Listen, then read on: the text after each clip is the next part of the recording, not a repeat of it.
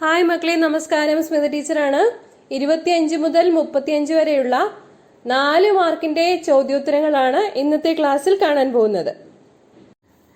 25 മുതൽ 35 വരെയുള്ള ചോദ്യങ്ങൾക്ക് 4 മാർക്ക് വീതമാണ്. ഏതെങ്കിലും 5 എണ്ണത്തിനാണ് ഉത്തരം എഴുതേണ്ടത്.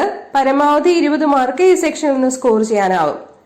25ാമത്തെ ചോദ്യത്തിന്റെ എ പാർട്ട് 1 മാർക്കാണ് ഇതിന്. A and B are two vectors acting at an angle theta as shown in the figure. Redraw the figure and mark the resultant vector R. അപ്പോ വെക്ടർ എ വെക്ടർ ബി രണ്ട് vectors ആണ്. Origin ആണ്, തീറ്റ അവയ്ക്കിടയിലുള്ള angle ആണ്. ഇത്രയുമാണ് തന്നിരിക്കുന്ന ഡയഗ്രത്തിൽ നിന്ന് നമുക്ക് മനസ്സിലാക്കാനാവുന്നത്.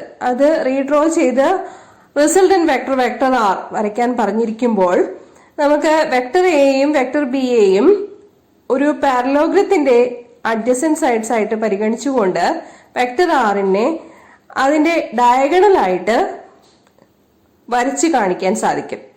Resultant vector എന്ന് പറയുന്നത് പാരലോഗ്രം കംപ്ലീറ്റ് ചെയ്തിട്ട് അതിന്റെ ഡയഗണൽ ആയിരിക്കും.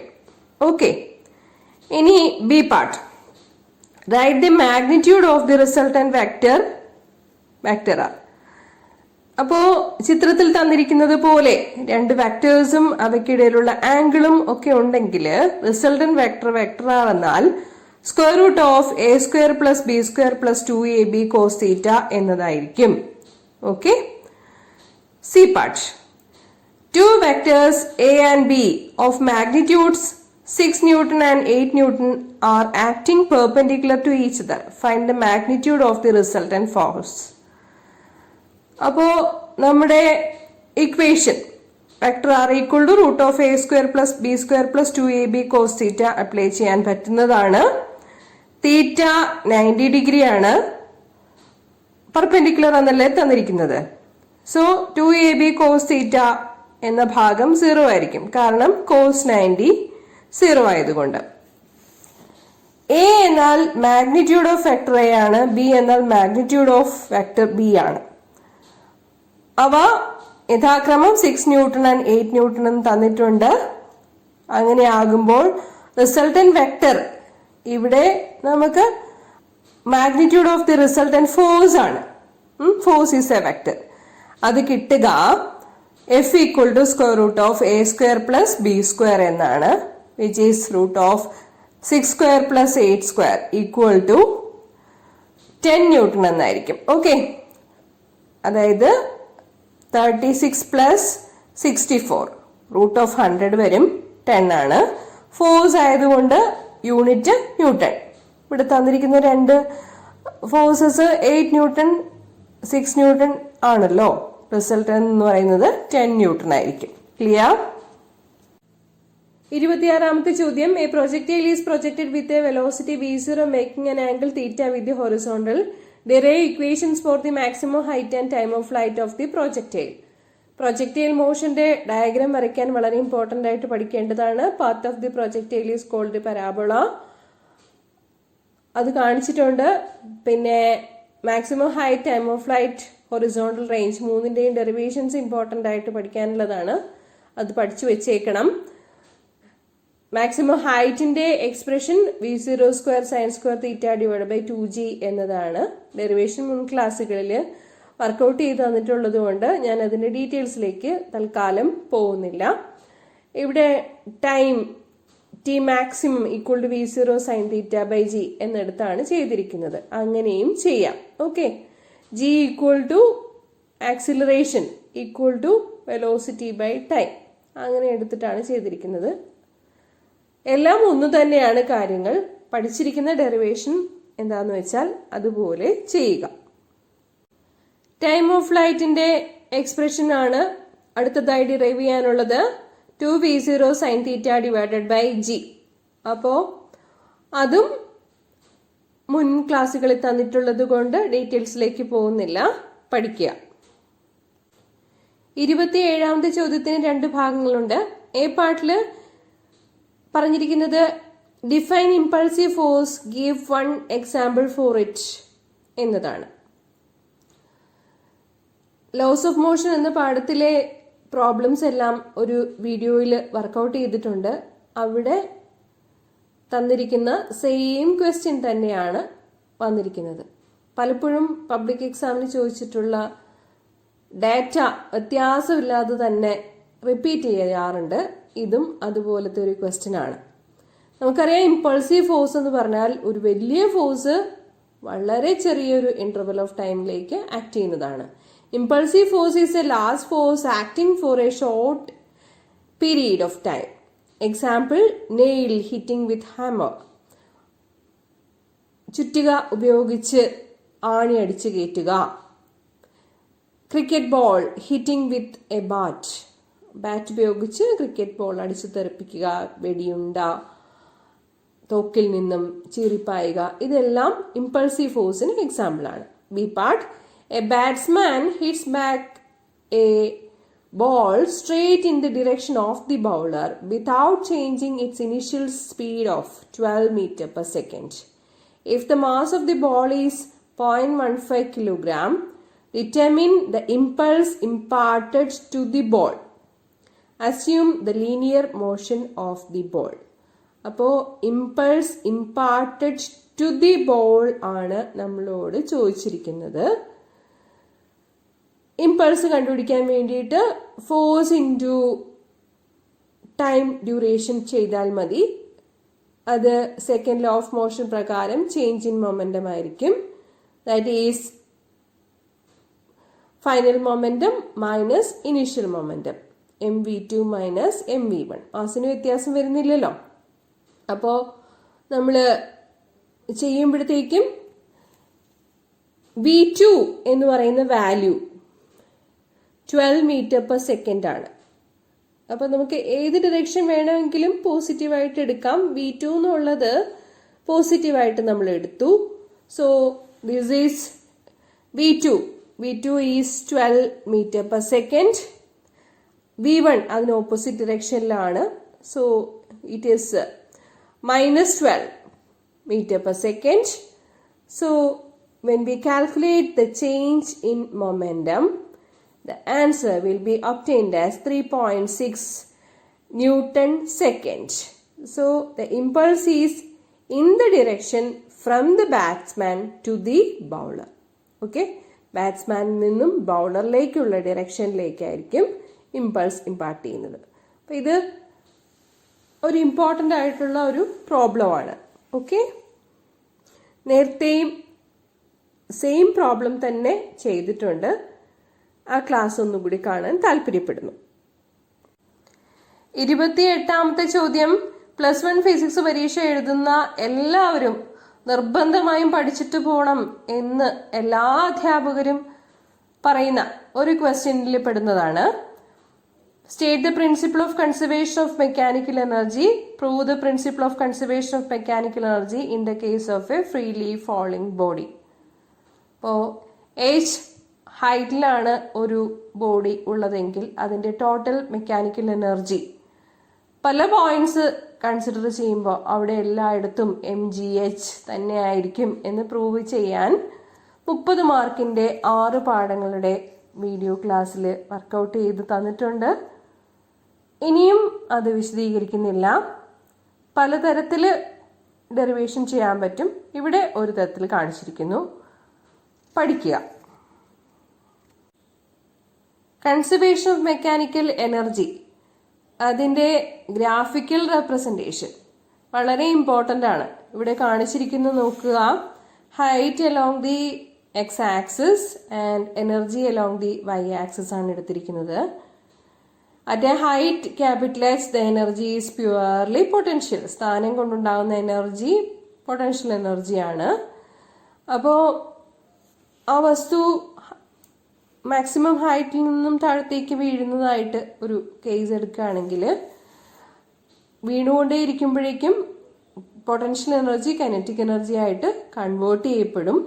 താഴെ വന്ന് വീഴുന്ന ആ മൊമെന്റിൽ ജസ്റ്റ് ഹിറ്റ് ചെയ്യുന്ന സമയത്ത് എനർജി പൂർണ്ണമായിട്ടും കൈനറ്റിക് എനർജി ആയിരിക്കും. Okay, so it is partially converted into kinetic energy at a height small H.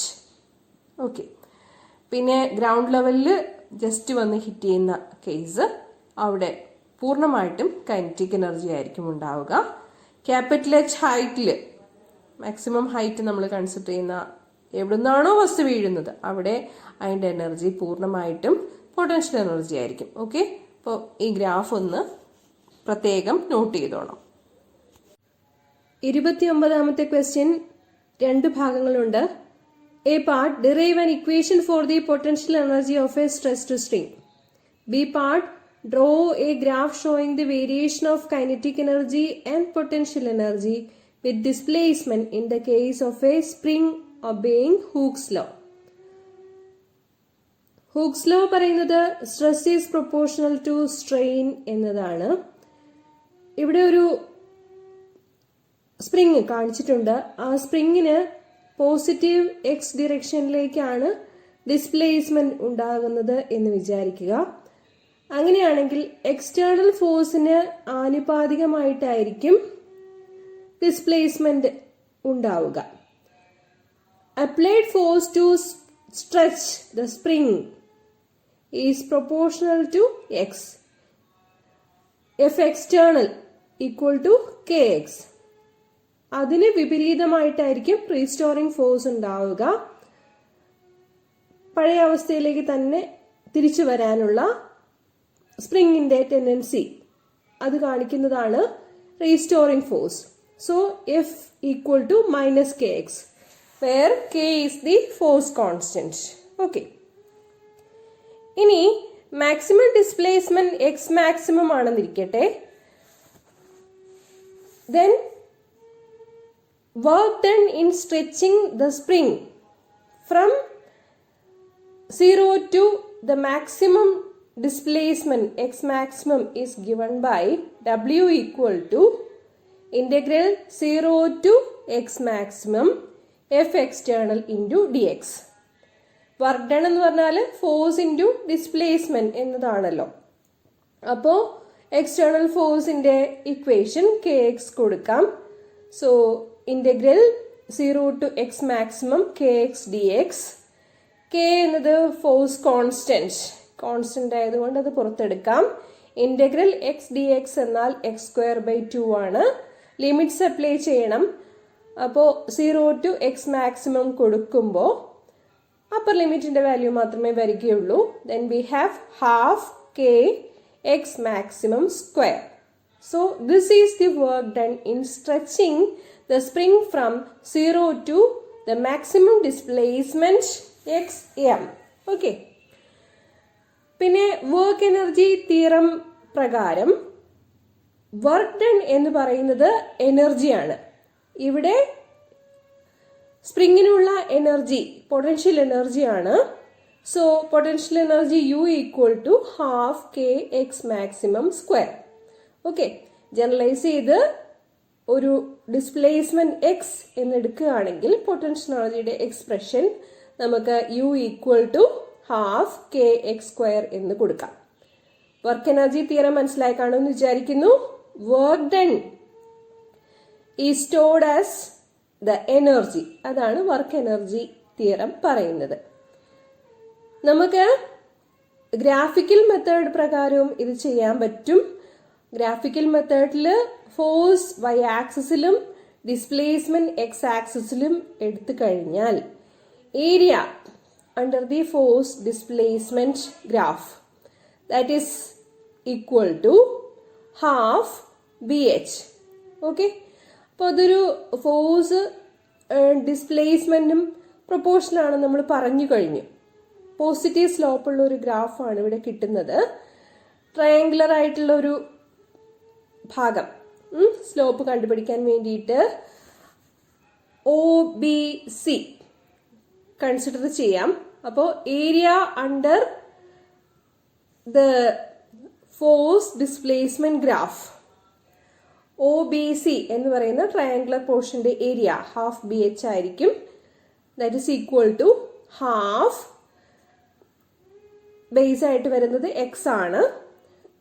പിന്നെ ബി സി എന്ന് പറയുന്ന ഭാഗം കെ എക്സ് ആണ്. So the same result will be obtained in the graphical method also.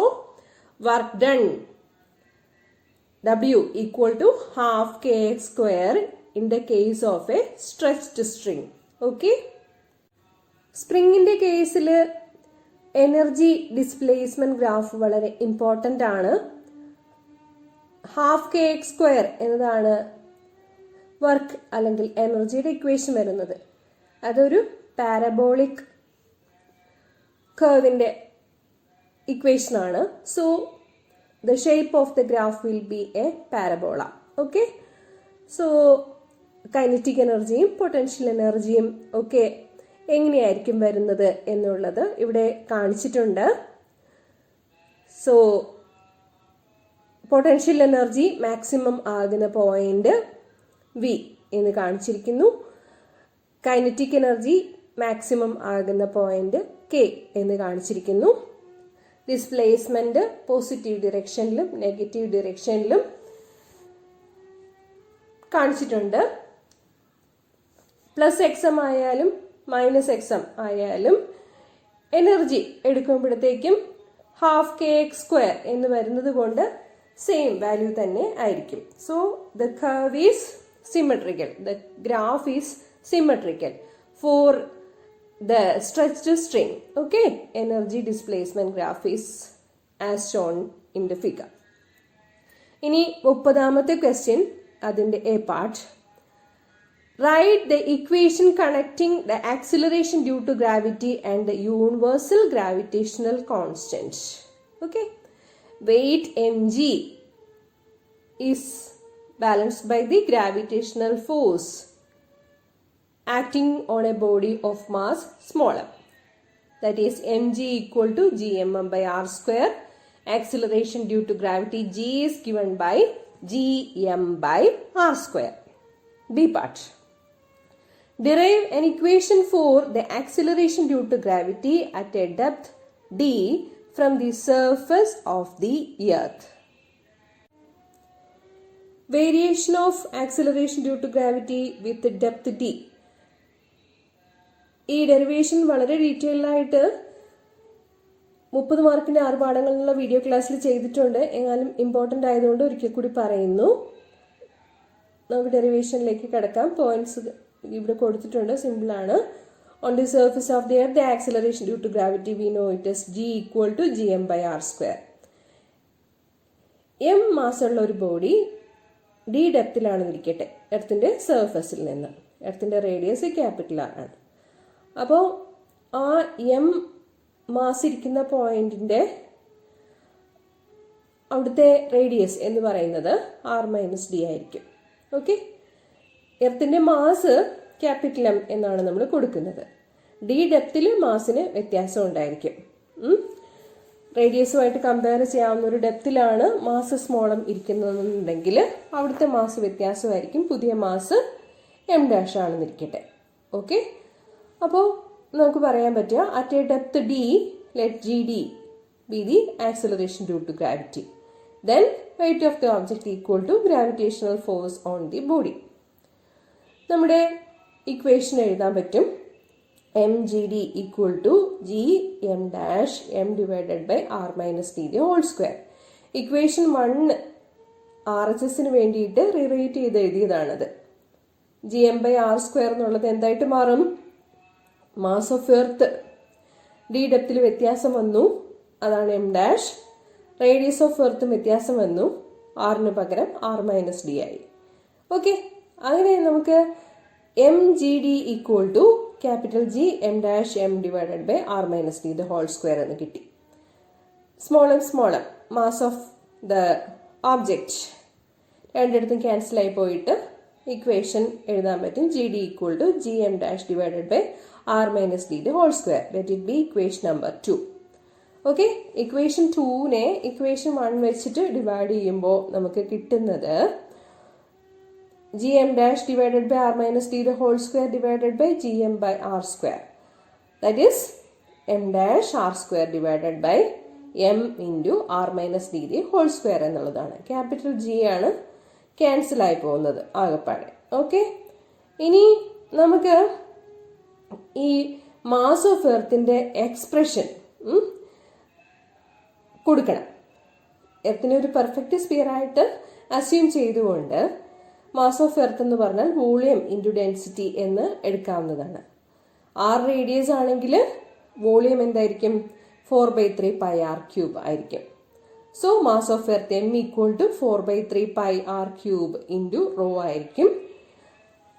പിന്നെ D ഡെപ്തിലെ എർത്തിന്റെ mass എന്ന് പറയുന്നത് m dash equal to 4/3 pi into r minus D the whole cube into rho ആയിരിക്കും. ഓക്കെ, അപ്പോൾ നമ്മുടെ വേണ്ട കാര്യങ്ങളെല്ലാം കിട്ടിക്കഴിഞ്ഞു. ജി ഡി ഡിവൈഡഡ് ബൈ ജിയിൽ എം ഡാഷിൻ്റെയും എമ്മിൻ്റെയും വാല്യൂസ് സബ്സ്റ്റിറ്റ്യൂട്ട് ചെയ്ത് കൊടുക്കാം. അപ്പോൾ നമുക്ക് കുറേ കാര്യങ്ങളെല്ലാം ക്യാൻസൽ ചെയ്ത് പോകും. അവശേഷിക്കുന്നതായിരിക്കും G D divided by G equal to R minus D divided by R equal to 1 minus D by R. R by R 1 ആകും, D by R. Okay, that is 1 minus D by R. Therefore, at a depth d, the acceleration due to gravity gd equal to g into 1 minus d by r. അപ്പം കൂടുതൽ അറിവിന് വേണ്ടിയിട്ട് acceleration due to gravity ഡെപ്തിനനുസരിച്ച് എങ്ങനെ വ്യത്യാസപ്പെടുന്നു എന്നുള്ളതിൻ്റെ graph കാണിച്ചിട്ടുണ്ട്, നോക്കിക്കോളൂ. Okay, so ഇതിപ്പോൾ ഇവിടെ 1 മൈനസ് ഡി ബൈ ആർ എന്നാണ് കുറയുന്നത്. ഡി ബൈ ആർ കണ്ട് കുറയുകയാണ്. അപ്പം അതുകൊണ്ടാണിത് നമ്മുടെ എന്താ പറയുക, സെക്കൻഡ് ക്വാഡ്രന്റിലേക്കായിട്ട് വരച്ച് കാണിച്ചിരിക്കുന്നത്. Clear? Acceleration due to gravity decreases with depth from the surface of the earth. അപ്പം ഇവിടെ സെൻറ്റർ ഓഫ് ദി എർത്ത് വരുമ്പോഴത്തേക്കും എന്തായിരിക്കും വരുന്നത്? സെൻറ്റർ ഓഫ് ദി എർത്ത് എന്ന് പറഞ്ഞാൽ ഡിയും ആറും ഈക്വലായിട്ട് വരും. അപ്പോൾ എന്ത് വരും? 1 മൈനസ് 1 0 ആകും. So at the depth, at the center of the earth, the acceleration due to gravity is 0. Okay. 31ാമത്തെ question വളരെ ഡീറ്റെയിൽഡ് ആയിട്ട് 30 മാർക്കിന്റെ 6 പാഠങ്ങൾ എന്നുള്ള വീഡിയോ ക്ലാസ്സിൽ വർക്കൗട്ട് ചെയ്തിട്ടുണ്ട്. പാസ്കൽസ് ലോയുടെ സ്റ്റേറ്റ്മെന്റ് എഴുതാനാണ് ഈ പാർട്ടിൽ പറഞ്ഞിരിക്കുന്നത്. സ്റ്റേറ്റ്മെന്റ് എഴുതുക, ഇവിടെ തന്നിട്ടുണ്ട്. പി പാർട്ട് ഇതിനെ സംബന്ധിക്കുന്ന പ്രോബ്ലമാണ്. പ്രോബ്ലം നോക്കിക്കോളൂ. A hydraulic automobile lift is design to lift cars with a maximum mass of 3000 kilogram. The area of cross section of the piston carrying the load is 425 square centimetre. What maximum pressure would the smaller piston have to bear?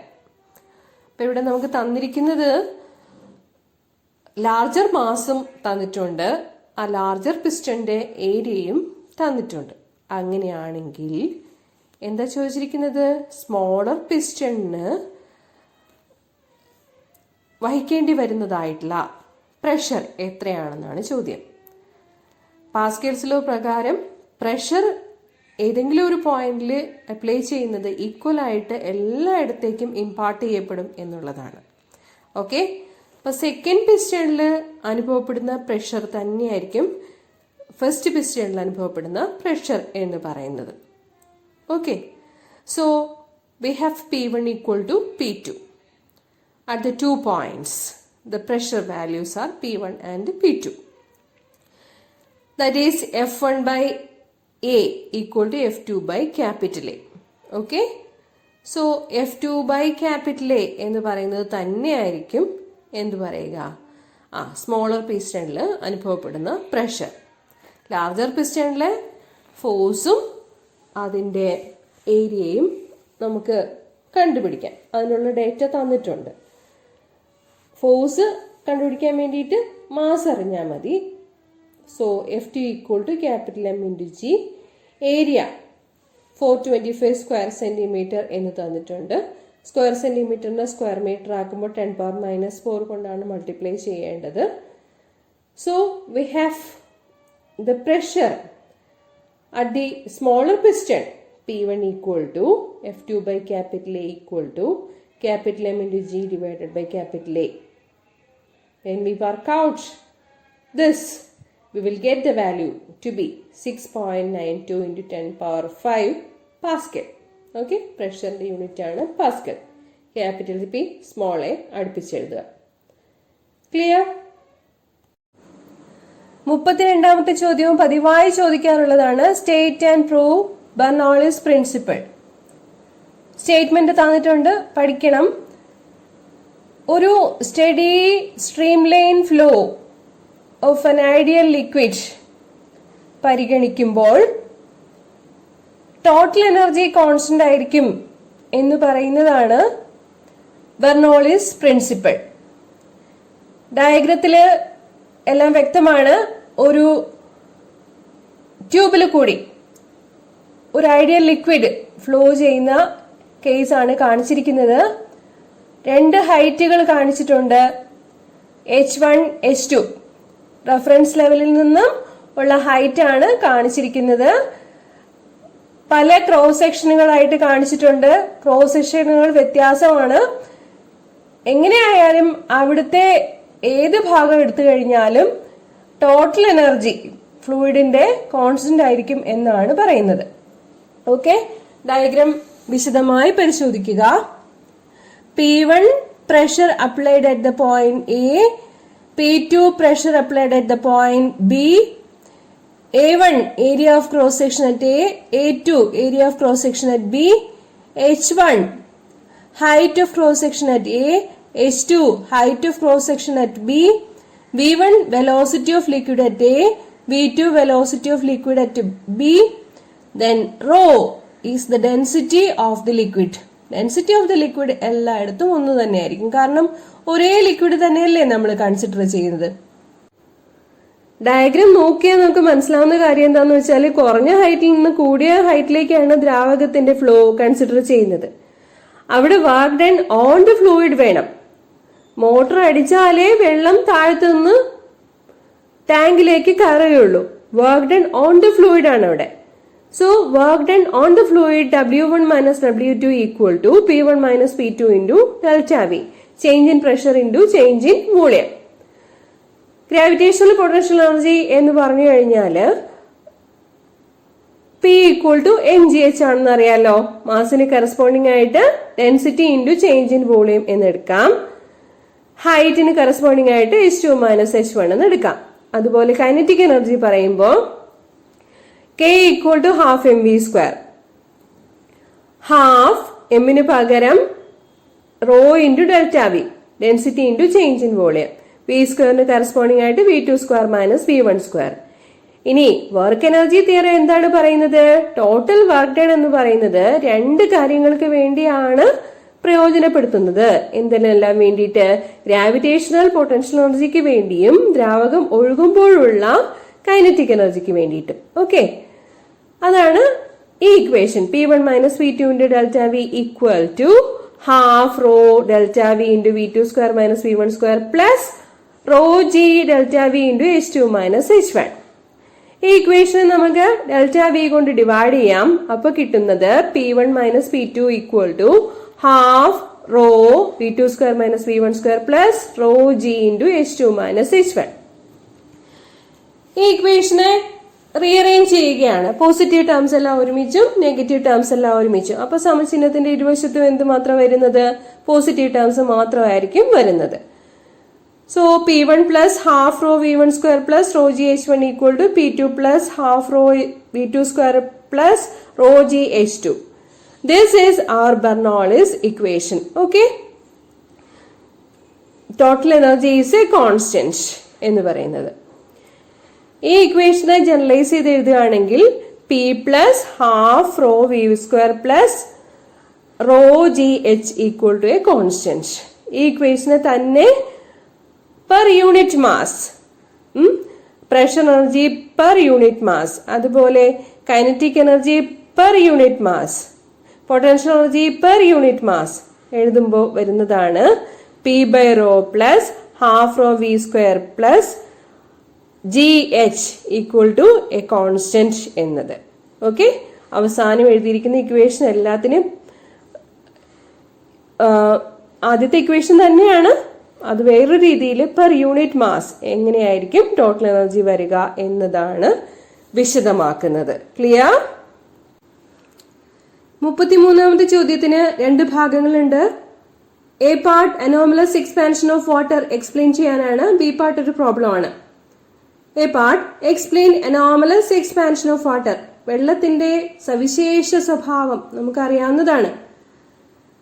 As the temperature of water increases from 0 degrees Celsius to higher temperature, its volume decreases up to 4 degrees Celsius. Reaches a minimum volume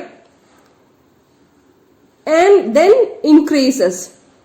അതായത് വെള്ളം 0 degree സെൽഷ്യസിൽ നിന്ന് ചൂടാക്കിക്കൊണ്ടിരുന്നാൽ മറ്റ് ദ്രാവകങ്ങളിൽ നിന്ന് വ്യത്യാസമായിട്ട് 4 degree Celsius വരെ volume കുറയുകയാണ് ചെയ്യുന്നത്. ഏറ്റവും കുറച്ച് വോളിയം കൈവരിക 4 ഡിഗ്രി സെൽഷ്യസിലായിരിക്കും. എന്ന് വെച്ചാൽ ഡെൻസിറ്റി മാക്സിമം ആകുന്നത് 4 ഡിഗ്രി സെൽഷ്യസിലായിരിക്കും. അതിനുശേഷം എന്ത് ചെയ്യും? വോളിയം ഇൻക്രീസ് ചെയ്യും. സാധാരണ പോലെ തന്നെ ഇൻക്രീസ് ചെയ്യും. Okay, four temperature above 4 degree Celsius water expands and density decreases continuously. അതാണ് നമ്മുടെ ഗ്രാഫിൽ കാണിച്ചിരിക്കുന്നത്. വോളിയവും ടെമ്പറേച്ചറും കൂടി എടുത്ത് ഗ്രാഫ് വരച്ച് കാണിച്ചിരിക്കുന്നത്. പ്രോബ്ലം നോക്കാം. Calculate the amount of heat energy required to convert 10 kilogram of water at 100 degree Celsius to steam at 100 degree Celsius.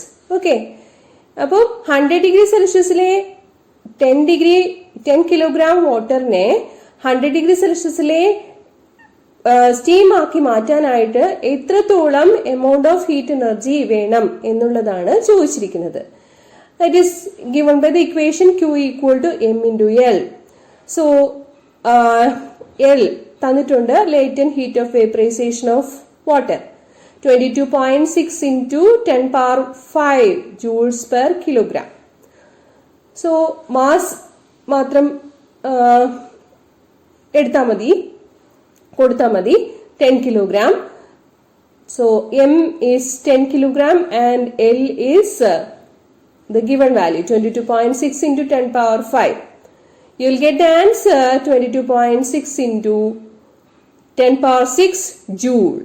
ഇത്രയും ക്വാണ്ടിറ്റി ഓഫ് ഹീറ്റ് എനർജി ആണ് 100 ഡിഗ്രി സെൽഷ്യസിലുള്ള 10 കിലോ വെള്ളത്തെ 100 ഡിഗ്രി സെൽഷ്യസിലുള്ള സ്റ്റീം ആക്കി മാറ്റുവാൻ ആവശ്യമുള്ളത്. 34ാമത്തെ question, derive an equation for the time period of oscillation of the simple pendulum എന്നതാണ്. Actually ഈ question പേപ്പറിലുള്ള എല്ലാ ക്വസ്റ്റ്യൻസും ഒരു തരത്തിൽ അല്ലെങ്കിൽ മറ്റൊരു തരത്തിൽ 10 വോളിയങ്ങളിലുള്ള വീഡിയോ ക്ലാസ്സുകളിൽ ലാലൻ സാറ് തന്ന പക്കാ മോഡൽ ക്വസ്റ്റ്യൻ പേപ്പറിൽ ഡിസ്കസ് ചെയ്തിട്ടുണ്ട്. സിമ്പിൾ പെൻഡുലം വളരെ ഇമ്പോർട്ടന്റ് ആണ്. ഡയഗ്രാം ഇതുപോലെ തന്നെ വരച്ച് പഠിക്കണം. സിമ്പിൾ പെൻഡുലത്തിന്റെ സെറ്റപ്പ് എന്താണെന്ന് നമുക്കറിയാം. അതായത് ഒരു ക്ലോക്ക് പെൻഡുലത്തിന്റെ ബോബ് പോലെ കൺസിഡർ ചെയ്യുമ്പോഴേക്കും ആ ബോബിന്റെ മാസ് സ്മോൾ എം ആണെന്നിരിക്കട്ടെ, അതിന്റെ വെയിറ്റ് mg വെർട്ടിക്കലി ഡൗൺവേർഡ്സ് ആയിട്ടായിരിക്കും ആക്ട് ചെയ്യുക. തീറ്റ എന്നുള്ളത് ആംഗിൾ ഓഫ് സ്വിംഗ് ആണെന്ന് കാണിച്ചിട്ടുണ്ട്. പെൻഡുലത്തിന്റെ ലെങ്ത് L കാണിച്ചിട്ടുണ്ട്. ഡിസ്പ്ലേസ്മെന്റ് X കാണിച്ചിട്ടുണ്ട്. അപ്പോ ഈ വെയിറ്റ് mgനെ നമുക്ക് കമ്പോണൻസ് ആയിട്ട് റിസോൾവ് ചെയ്യാൻ പറ്റും. അഡ്ജസന്റ് സൈഡ് mg cos θ ആയിരിക്കും, ഓപ്പോസിറ്റ് സൈഡ് mg sin θ ആയിരിക്കും. റീസ്റ്റോറിംഗ് ഫോഴ്സ് എന്ന് പറയുന്നത് ഡിസ്പ്ലേസ്മെന്റിന് വിപരീത ദിശയിലായിരിക്കുമല്ലോ. That is F proportional to minus mg into theta എന്ന് നമുക്ക് കൊടുക്കാൻ പറ്റുന്നതാണ്. ഓക്കെ, സോ തീറ്റയുടെ ഇക്വേഷൻ കൊടുക്കുക. സ്മോൾ ആംഗിൾ ഓഫ് ഓസിലേഷൻസ് എടുക്കുമ്പോഴത്തേക്കും തീറ്റ ഈക്വൽ ടു x/L ആണ്. Sine theta opposite side by hypotenuse x/L എന്നായിരിക്കും. When theta is very small, sin theta approximately equal to theta, which is x/L itself. Okay. ഇനി നമുക്ക് എന്താ പറയാൻ പറ്റുക? F equal to minus mg into തീറ്റയ്ക്ക് പകരം x/L കൊടുക്കണം. ഈ ഇക്വേഷനിൽ f/m എടുത്ത് എന്ത് കിട്ടും? മൈനസ് g/L ഇൻറ്റു എക്സ് അല്ലേ? What is f/m? f/mന് പറയുന്ന പേരാണ് acceleration. F equal to m എന്നുള്ള second law of motion equation. Okay, so a equal to minus g/L into X എന്ന് കിട്ടുന്നതായിരിക്കും. ഈ ആക്സിലറേഷന്റെ equation minus g/L into X എന്ന് കിട്ടിക്കഴിഞ്ഞാൽ അത് സിമ്പിൾ ഹാർമോണിക് മോഷൻ ആണെന്ന് പറയാൻ പറ്റും. എന്താണ്? As G and L are constants, A proportional to minus x. Acceleration is proportional to displacement and the direction is opposite to displacement. Okay. So, നമുക്ക് simple harmonic മോഷനെ കുറിച്ച് ഇത്രയും കാര്യങ്ങളൊക്കെ പറയാൻ പറ്റും. അതുപോലെ A equal to minus omega square x എന്നുള്ള ഇക്വേഷനുമായിട്ട് A equal to minus G by L into x നെ compare ചെയ്യുമ്പോൾ ഒമേഗ സ്ക്വയറിനെ കിട്ടുക G by L എന്നാണ്. ആംഗുലർ ഫ്രീക്വൻസി ഒമേഗ കിട്ടുക √G by L എന്നാണ്. Okay. So time period of oscillation T equal to 2π by omega കൊടുക്കണം. ഒമേഗയുടെ value കൊടുത്തു കഴിയുമ്പോഴത്തേക്കും by omega അല്ലേ, അത് ന്യൂമറേറ്ററിലേക്ക് പോകുമ്പോഴേക്കും 2π into √L by G എന്ന് കിട്ടും. This is the expression for the time period of oscillation of A simple pendulum. വളരെ ഭംഗിയായിട്ട് പഠിക്കേണ്ട കാര്യങ്ങളാണ് ഇവിടെ കൊടുത്തിരിക്കുന്നത്. ഓക്കെ. അപ്പം റീസ്റ്റോറിംഗ് ഫോഴ്സ് എന്ന് പറയുന്നത് എന്താ? ഇങ്ങോട്ട് വലിച്ചു വിട്ടാൽ അങ്ങോട്ട് പോകുന്നത്. ഓക്കെ. എങ്ങോട്ടാണോ ഡിസ്പ്ലേസ്മെന്റ് ഉണ്ടാവുക അതിന്റെ ഓപ്പോസിറ്റ് ഡിറക്ഷനിലാണ് ഫോഴ്സ് അപ്ലൈ ചെയ്യുന്നത്. അത് നമ്മുടെ കേസിൽ ഇവിടെ -mg sin θ ആണ്. അതാണ് സ്മോൾ ആംഗിൾ ഓസിലേഷൻസിന്റെ കേസിൽ -mg θ എന്ന് എടുത്തിരിക്കുന്നത്. റീസ്റ്റോറിംഗ് ഫോഴ്സിന്റെ ഡിറക്ഷൻ കാണിച്ചിരിക്കുന്നത് മനസ്സിലാക്കുക. -mg θ. ഫോഴ്സ് എങ്ങോട്ട് അപ്ലൈ ചെയ്യുന്നു അതിന്റെ വിപരീത ദിശയിൽ ഡിസ്പ്ലേസ്മെന്റ് ഉണ്ടാവുന്നു. അതാണ് F equal to -mg sin θ എന്ന് പറയുമ്പോൾ മനസ്സിലാക്കേണ്ടത്. ഡയഗ്രത്തിൽ നിന്ന് മനസ്സിലാക്കിയെടുക്കേണ്ട കാര്യമാണിത്. 35ാമത്തെ ചോദ്യവും പക്കാ മോഡൽ ക്വസ്റ്റ്യൻ പേപ്പറിൽ 10 വോള്യങ്ങളുള്ള ക്ലാസ്സിൽ ഡിസ്കസ് ചെയ്തിട്ടുണ്ട്. A wave travelling along a string is describe by yxt equal to 0.005 sin 80x minus 3t in which the numerical constants are in SI units. Numerical constants ഏതൊക്കെയാണ്? ആംപ്ലിറ്റ്യൂഡ് തന്നിട്ടുണ്ട് 0.005 metre. പിന്നെന്താ? Wave number k തന്നിട്ടുണ്ട് 80 radian per metre. പിന്നെ angular frequency omega 3 radian per second തന്നിട്ടുണ്ട്. ഇതൊക്കെ എങ്ങനെയാണ് മനസ്സിലാക്കിയെടുക്കുന്നത്? Standard ഇക്വേഷനുമായിട്ട് compare ചെയ്താൽ മതി. സ്റ്റാൻഡേർഡ് ഇക്വേഷനായിട്ട് കമ്പയർ ചെയ്യുമ്പോൾ ചോദിച്ചിരിക്കുന്ന എന്ത് കാര്യങ്ങളും വേവിന്റെ ക്യാരക്ടറിസ്റ്റിക്സ് ആയിട്ടുള്ള എന്ത് കാര്യങ്ങൾ വേണമെങ്കിലും കണ്ടുപിടിക്കാൻ പറ്റും. നമുക്ക് കമ്പാരിസൺ കൊടുത്തു നോക്കാം. Displacement equation yxt equal to a sin kx minus omega t എന്നതല്ലേ? തന്നിരിക്കുന്ന ഇക്വേഷൻ എഴുതി. yxt equal to 0.005 sin 80x minus 3t. ഇതിൽ നിന്നും ആംപ്ലിറ്റ്യൂഡ് എക്ക് കറസ്പോണ്ടിങ് ആയിട്ട് 0.005 മീറ്റർ ആണ്. ഇനി വേവ് നമ്പർ കെക്ക് കറസ്പോണ്ടിങ് ആയിട്ടുള്ള വാല്യൂ എന്ന് പറയുന്നത് 80 ആണ്. അതുപോലെ ആംഗുലർ ഫ്രീക്വൻസി ഒമേഗയ്ക്ക് കറസ്പോണ്ടിങ് ആയിട്ടുള്ള വാല്യൂ 3 ആണ്. വേവ് നമ്പറും വേവ് ലെങ്തും തമ്മിലുള്ള equation lambda equal to 2π by k എന്നാണ്. സബ്സ്റ്റിറ്റ്യൂട്ട് ചെയ്ത് കൊടുക്കുക. അപ്പോൾ വേവ് ലെങ്ത് ലാംഡ കിട്ടുക 0.0785 മീറ്റർ എന്നാണ്. ഓക്കെ. ഇനി ആംഗുലർ ഫ്രീക്വൻസിയും ടൈം പീരീഡും കണക്ട് ചെയ്യുന്ന equation T equal to 2π by omega എന്നാണ്. ഒമേഗയുടെ വാല്യൂ നമുക്ക് ഇവിടെ കമ്പാരിസൺ വഴി കിട്ടുക 3 എന്നാണ്. 3 ഹെർട്സ് അല്ലെ angular frequency. Radian per second angular frequency എന്ന് പറയുമ്പോൾ റേഡിയൻ പെർ സെക്കൻഡ്.